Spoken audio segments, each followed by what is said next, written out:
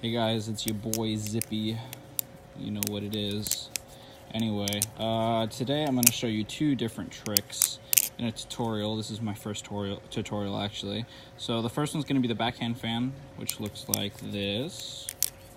That was the actual backhand fan. It's just this move right here. There you go. And the second one's going to be a scissor. So a scissor looks like that. And I'm going to start off with the backhand fan first. So I'm going to put a slow-mo of the backhand fan right now.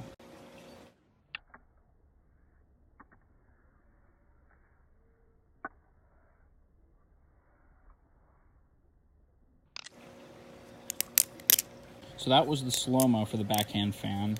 And if you don't know the basic opening fan, it's kind of the exact upside down version of it. So a basic fan opening would be like that, and of course the backhand fan is like that. So if you know how to do a basic fan, you're in luck. If you don't, I'll give you a couple tips and how that can help you out with the backhand fan.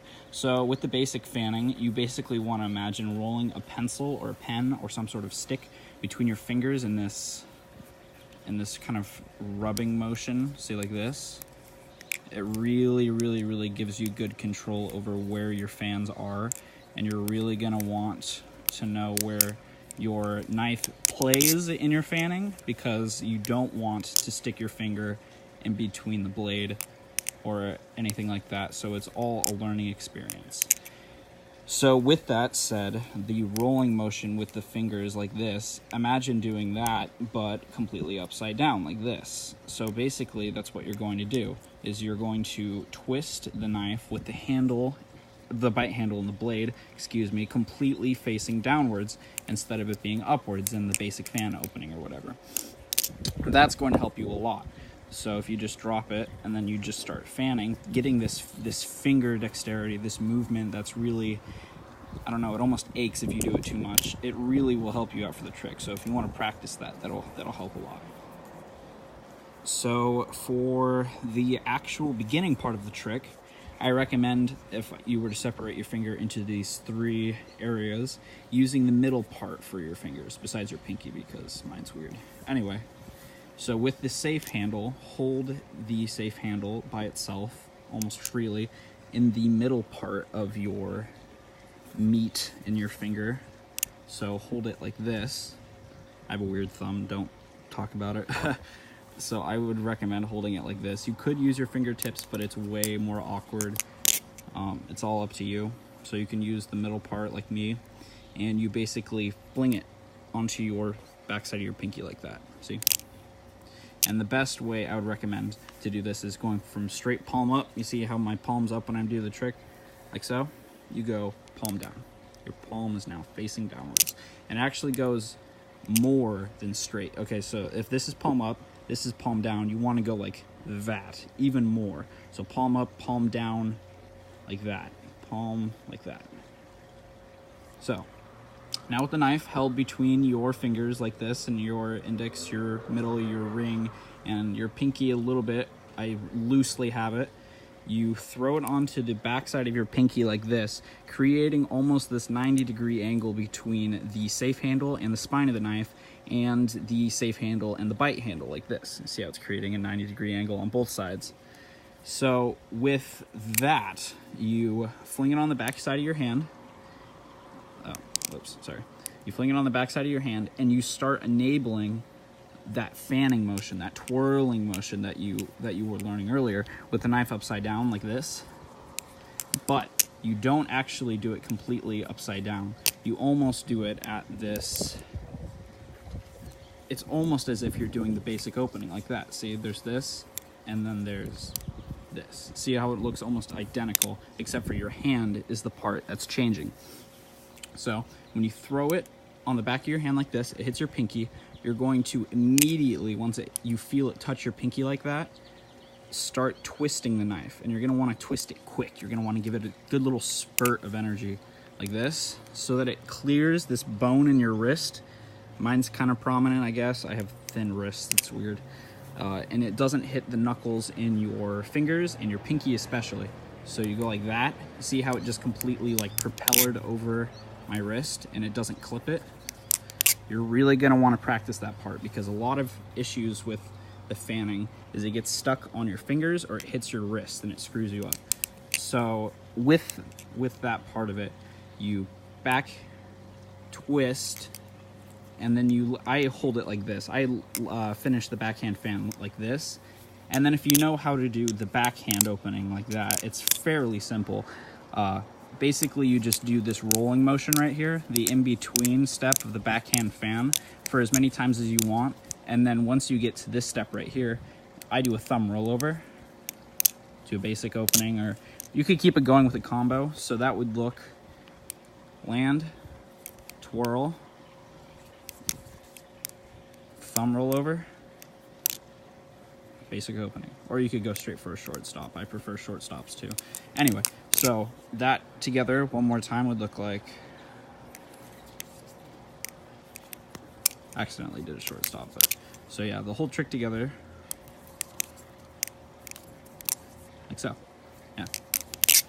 So the next trick I'm going to show you how to do is the scissor, and a scissor looks like this. There you go, that was a scissor. In particular, the scissor is that, and then you can go to whatever you feel like, you know, Chaplin's, twirl ladder, whatever you feel like. So I'll put a slow-mo for that right here.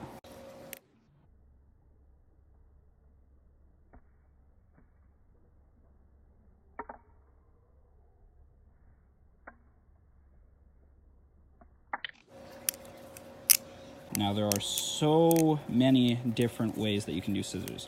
You can do bite handle scissors, safe handle scissors, double bite handle scissors. You can do the scissor to freaking full twirl or whatever. Not full twirl, twirl ladder or whatever. It's kind of, oh, that was almost bad. It's almost like an extended version of the scissor. That's how I do mine. I go straight. I do almost a cut back into a Chaplin. Okay, so prerequisites for this trick are basic aerials, you know, opened or closed. Another prerequisite would be Chaplins. That was more than a Chaplin. Chaplin. Full twirl. And a full twirl is really all you need. You could, excuse me. It would be recommended that you would get a twirl ladder if you know how to do the twirl ladder, which is more of a beginner or intermediate trick, because the scissor is higher intermediate to lower advanced trick. It's actually not as hard as some people depict it. But anyway, so let's get right back into the actual trick itself. So now what you're going to do is get anywhere in a trick to where you have the safe handle. See, I had the safe handle. And you're going to throw your well-known and beloved basic aerial like that, but instead of catching it with your entire hand, like so, you want to think of yourself of catching it with just these two fingers, like a peace sign. See, it's like peace. You want to catch your knife like this. So, basic aerial, scissor. See? Now you're going to catch the knife like this. You will actually get a feel for this while you see the handles rotate. You let it rotate just a tad farther than catching it with a basic aerial like that. See? You catch it like that. Now that's going to take a lot of guts. Now when you're first learning this trick, especially if you have a live blade, you are going to be scared shitless. And I felt the exact same way, and I still am. Under some knife, it's like a Alpha Beast Bowie. Those are really scary to do scissors with because of the tips. And so basically, when you catch the knife, you are really going to want to practice just getting a feel, watching those handles and going, oh yeah, I feel comfortable. You are going to throw the knife. It's going to do your basic aerial. It's going to go completely around. And when you see the knife at about here, you are going to want to dip your fingers in like that. It'll look like that in midair, you're going to want to dip your middle finger in and your index like that, and then you'll have a knife like this. And that's basically the entire trick. That's the scissor, is you're just basically catching a basic aerial in a really weird way between your two fingers like this. Now, once you get that, it's up to you to do what you want. You can do chaplains, you can do chaplain aerials. It's really up to you. And that's the cool part about scissors, is you can put them wherever you feel like. Even if you have the bite handle, as long as you're careful, you can still do scissors. So that was my tutorial for both the backhand fan and the basic scissor. If you have any comments, questions, anything that you need help with, my Instagram is _zip_fly_. I know that's a mouthful, but I'll also link it down in the description. And also in the description, I will have timestamps that show which trick is, and you can go back and rewatch it. If you also have any issues, if you're stuck and you really can't get anywhere, just shoot me a DM on Instagram or shoot a question down in the comments here on this video, and I'll try my best to help you out. So thanks again, guys. I'll catch you later. Until next time, don't lose fingers, and yeah, see ya.